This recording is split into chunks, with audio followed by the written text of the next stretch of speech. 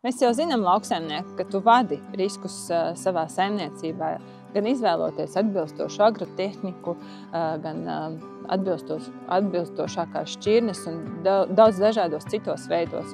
Tomēr laikapstākļi ir tie, kurus mums nekādi neizdodas kontrolēt.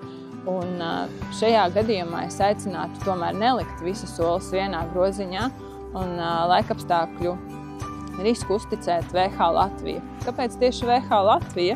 Tāpēc, ka esam draudzīgākais kooperatīvs, tieši apdrošināšanas kooperatīvs lauksaimniekiem, kurā ir apvienojušies vairāk nekā 100 000 lauksaimnieku no 8 dažādām Eiropas valstīm.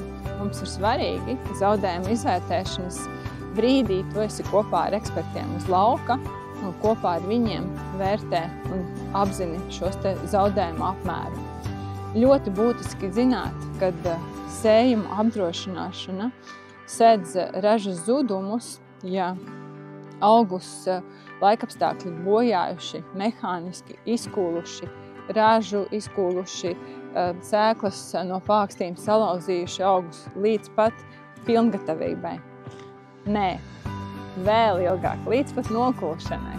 Tad mūsu portfelī šis nav vienīgais iegūms apdrošināt dažādus riskus.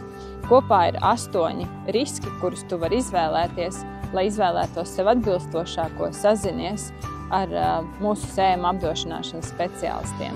Un līdz 15. novembrim vēl ir iespēja apdrošināt sējumus pret nelabvēlīgiem ziemošanas apstākļiem.